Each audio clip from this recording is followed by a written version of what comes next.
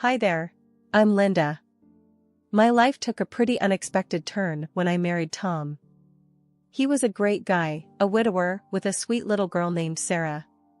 She was 7 when I came into the picture, her mom having left when she was just a toddler. I walked into their lives hoping to make things better, to bring some love and stability. But, let's just say, things didn't go as planned. The first time I met Sarah, I remember trying to break the ice. "Hey, Sarah, I've heard so much about you. I brought some cookies. Do you like chocolate chip?" I asked, holding out a plate.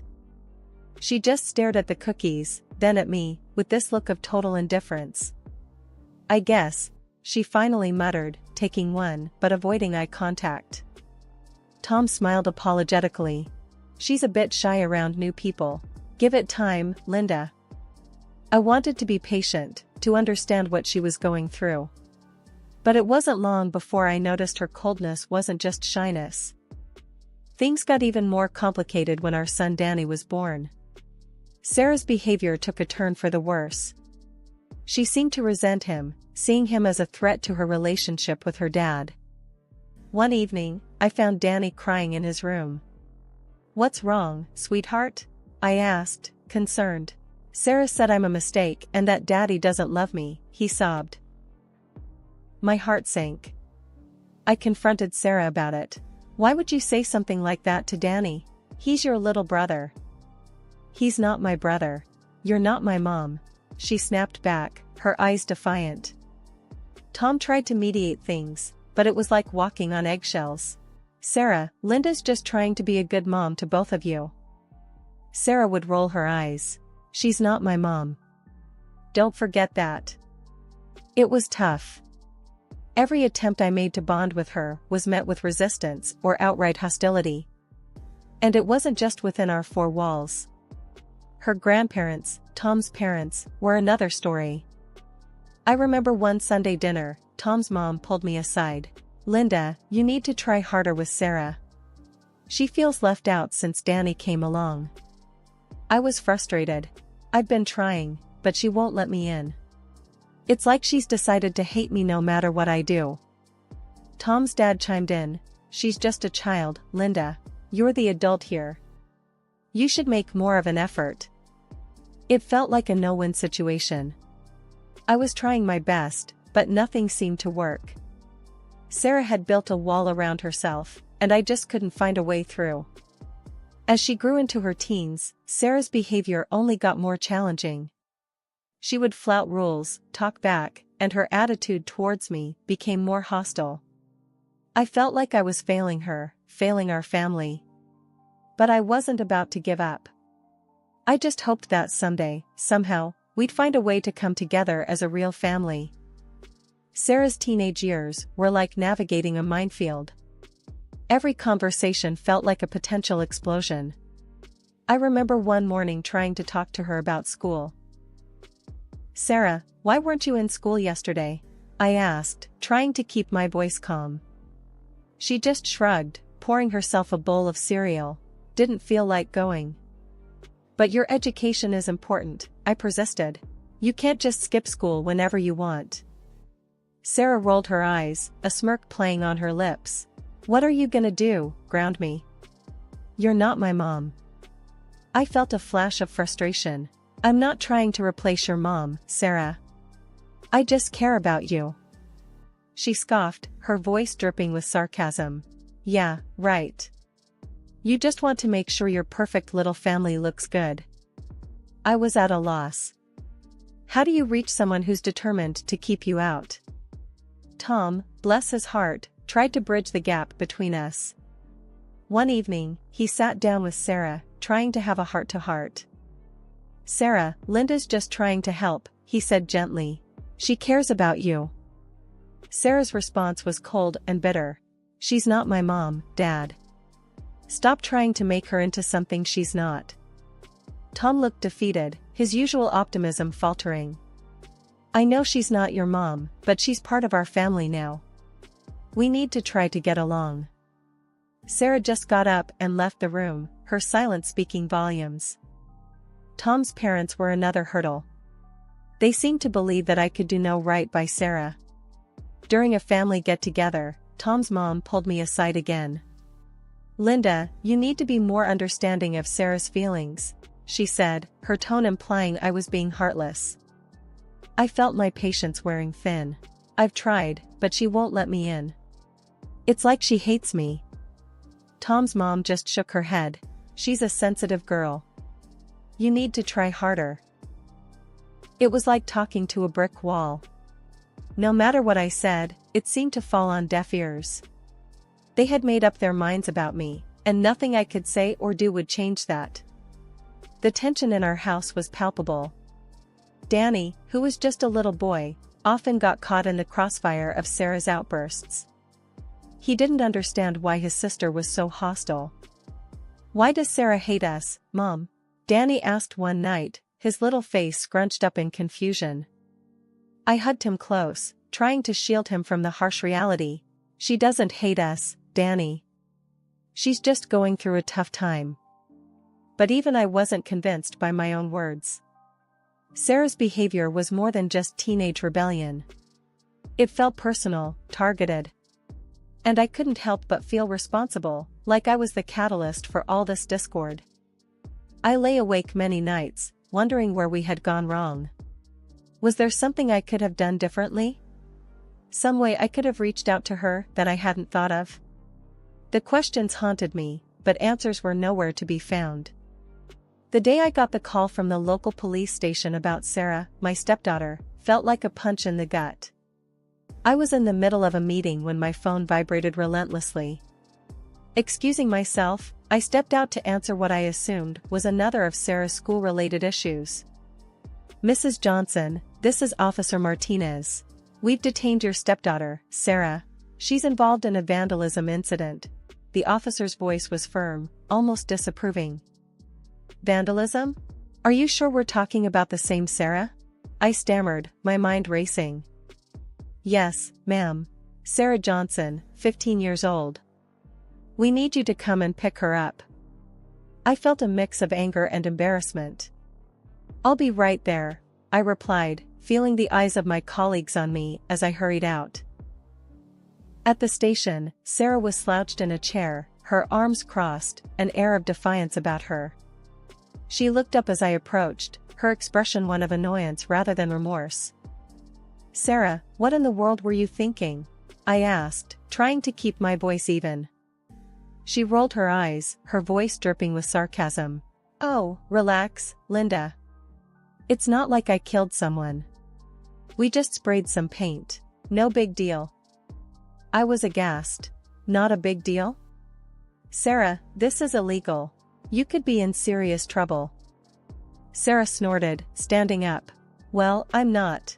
Can we go now? This place is depressing." The car ride home was a tense silence. I knew this was a conversation for both Tom and me to handle, but with him away on a business trip, I felt overwhelmed and alone. That evening, with Danny asleep, I made a call to Tom.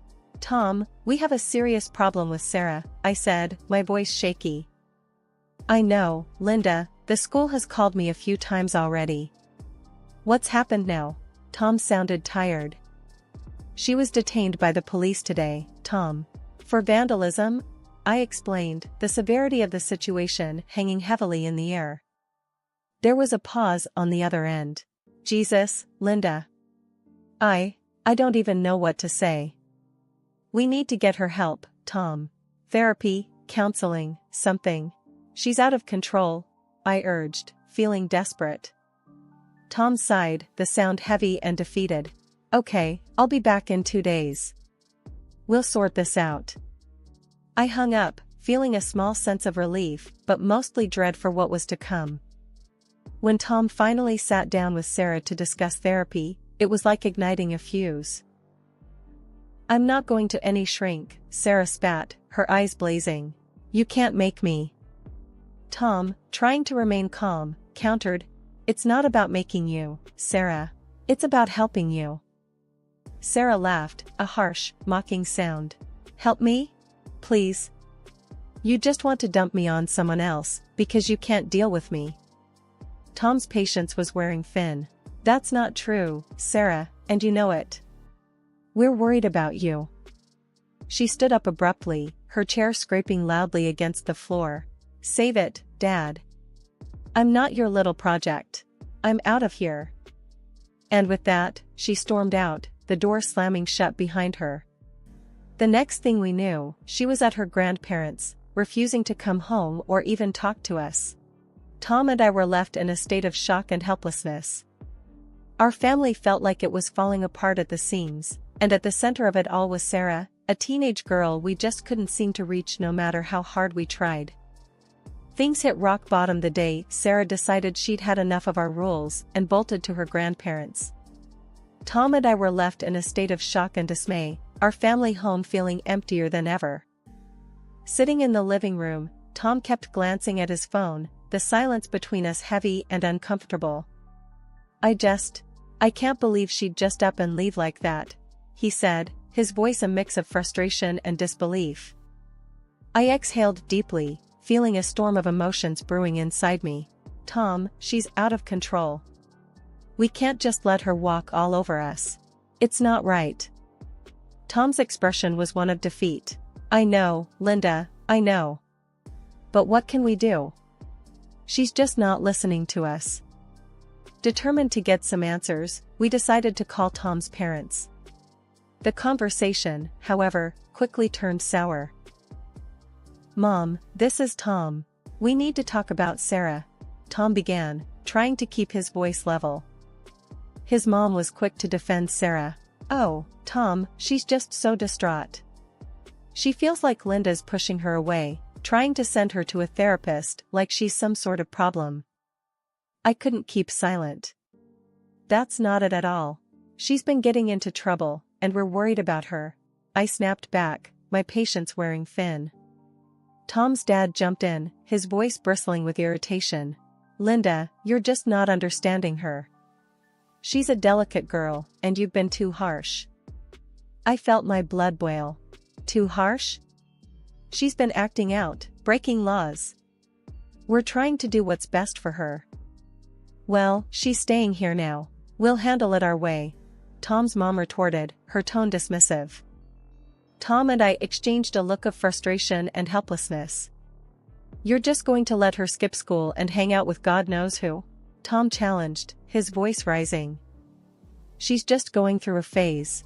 She'll settle down, his dad said nonchalantly, as if Sarah's behavior was no big deal. After the call, the sense of powerlessness was overwhelming. It was as if Sarah had everyone wrapped around her finger, and we were the villains for trying to impose some boundaries. In the following days, Sarah's absence cast a shadow over our home. Her room, untouched and gathering dust, was a constant reminder of the rift in our family. We sent money to Tom's parents for Sarah's expenses, but it felt like throwing money into a bottomless pit. There was no improvement, no change, just silent acceptance of her rebellion. One evening, as I tucked our son Danny into bed, his little face clouded with confusion. Mom, why did Sarah leave? Doesn't she like us anymore? I stroked his hair gently, fighting back my own emotions. Danny, it's complicated. Sarah's dealing with a lot right now. But we love her, and we're here for her whenever she's ready.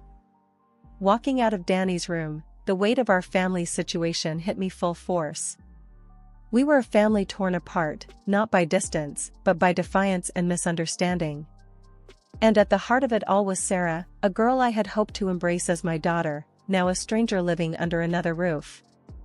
For years, our house had been calm, almost too calm, without Sarah's tumultuous presence.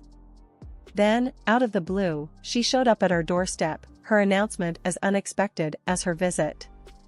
Tom and I were in the kitchen when she walked in, a confident, almost brash look on her face. Hey, she said casually, as if she hadn't been away for years. Sarah, what are you doing here? Tom asked, surprise written all over his face. I've got news. I'm getting married, she declared, a smug smile playing on her lips. Tom and I exchanged glances, a mixture of shock and cautious optimism in our eyes. That's great, Sarah. Congratulations. I managed to say, though a part of me remained wary. Yeah, thanks. But here's the thing, Sarah continued, getting straight to the point. I need money for the wedding. Tom's expression hardened slightly. Money? Sarah, you haven't been home in years, and now you show up asking for money? Sarah rolled her eyes. Come on, Dad. It's not like you can't afford it. And it's not like I'm asking for much. I could feel the tension in the room escalating. Sarah, it's not just about the money. You can't just walk back into our lives and expect us to. Look, Linda, Sarah cut me off, her tone dismissive. I'm not asking for your opinion. I'm asking Dad for a favor. The audacity of her request left me stunned. Sarah, we're a family. We make these decisions together, I said firmly. Sarah scoffed. Please, you're not my family. You're just the woman my dad married. Tom intervened, trying to keep the peace. Sarah, that's enough. Linda's right. We're a family, and we make decisions together. She looked at Tom, her expression softening slightly. Dad, please. It's my wedding. I just want it to be perfect. Tom sighed, running a hand through his hair. We'll think about it, Sarah. But you can't just expect us to hand over the money without some discussion. Sarah's demeanor shifted then, as if realizing her approach wasn't working. I know. I'm sorry. I really want this to be special. After she left, Tom and I had a long talk. Maybe this is a chance for us to mend things, I suggested, hopeful yet cautious. Tom nodded slowly. Maybe. But we're not just writing her a blank check. We need to be involved in the planning, make sure the money is used appropriately. I agreed. Despite Sarah's brashness, this could be our opportunity to bridge the gap that had grown between us. Maybe, just maybe, we could turn a new page with her. But as I lay in bed that night, I couldn't shake off the feeling of unease. Sarah's sudden return and request felt like just the calm before another storm. The days leading up to Sarah's wedding were a whirlwind of preparations. Tom and I decided to contribute generously to her wedding fund, hoping it would be a step towards mending our fractured relationship. But things took a shocking turn just a few days before the wedding. I decided to call the wedding planner to check on how the preparations were going. The conversation started off normal enough, but I could sense something was off. Hi, this is Linda Johnson, Sarah's stepmom. I'm just calling to check on the wedding preparations, I said, trying to sound casual. The wedding planner's voice was tense, hesitant. Oh, Mrs. Johnson, yes, the preparations are going well, but... But what? I pressed, a knot forming in my stomach. There was a pause, and then she said, I'm not sure how to say this, but Sarah, she's made some changes to the guest list. Changes to the guest list? What kind of changes? I asked, trying to keep my voice steady. The planner's voice was low, almost apologetic. She's removed you, Mr. Johnson, and Danny from the list. But she's added her biological mother. I felt like I had been punched in the gut. Her mother? The one who left her? Yes, and there's something else. The planner continued, her voice hesitant. The budget for the wedding, it's significantly less than the amount you gave her. I was stunned into silence. Sarah had taken the money we gave her for the wedding and spent only a fraction of it, cutting us out of her big day in the process. After hanging up, I confronted Tom with the news. His reaction was one of disbelief and then growing anger. That ungrateful little... Tom started, his fists clenched. Tom, calm down, I said, though I shared his outrage. We need to talk to her about this. When we finally got Sarah on the phone, the conversation was anything but pleasant. Sarah, why did you remove us from the wedding guest list? Tom demanded, his voice tight with anger. Sarah's response was cold and matter-of-fact. Because I don't want your wife there. This is my day, and I'll have who I want. And what about the money? I asked, struggling to keep my composure. You spent only a fraction of what we gave you. That's none of your business, she snapped back. You gave me the money, it's mine to use how I see fit. We were at a loss for words. The audacity of her actions left us both reeling. Tom, in a rare display of fury, made a decision. We're taking back our money, Sarah. We won't support this deceit, he said, his voice resolute. You can't do that, Sarah yelled, her voice shrill with panic. We can, and we will, Tom replied firmly. You've crossed a line, Sarah. The call ended with Sarah hurling insults and accusations at us before hanging up. True to his word, Tom canceled the checks, effectively putting a stop to the wedding plans. We had tried to reach out, to mend bridges, but Sarah's actions had made it clear that some rifts were too deep to heal. The fallout from the canceled wedding hit our family like a hurricane. Sarah's response to our decision was both explosive and bitter. She showed up at our house, her face twisted with rage, hurling accusations and insults. You've ruined everything, she screamed, her eyes blazing. This was supposed to be my day, and you destroyed it. Sarah, you lied to us, Tom countered, his voice firm despite the rising tension. You deceived us about the wedding, about the money. What did you expect? I expected you to back off and let me have my day, she retorted, her fists clenched at her sides. You excluded us from your wedding, Sarah. You took the money for yourself, I added, trying to reason with her. Because it's what I deserved. After years of putting up with you, Sarah spat out, her words cutting through the air. The argument escalated until Sarah, in a final burst of anger, stormed out of the house, swearing she'd never forgive us. In the aftermath, Tom and I were left to pick up the pieces. The situation worsened when we received a call from Tom's parents. They were furious, initially blaming us for the wedding debacle, but then, their anger took a different turn. Linda, Tom, we need to tell you something, Tom's mom said over the phone, her voice shaking. After Sarah left our house, we discovered she took some of my jewelry. Valuable pieces. Tom and I were stunned into silence. She stole from you? Tom finally managed to say, disbelief coloring his tone. Yes, his dad replied, the disappointment evident in his voice. We never thought she'd do something like this to us. Are you going to report it? I asked, a mix of concern and shock in my voice. No, we can't bring ourselves to do that to our granddaughter, but we're so hurt, Tom's mom said, her voice breaking. The revelation was a bitter pill to swallow. It was one thing for Sarah to lash out at us, but to betray her own grandparents in such a way was unthinkable. Days turned into weeks, and there was no word from Sarah. Tom held on to hope that she would come to her senses and reach out, but I wasn't so sure. Tom, do you really think she'll come back after all this? I asked one evening, as we sat in our quiet living room.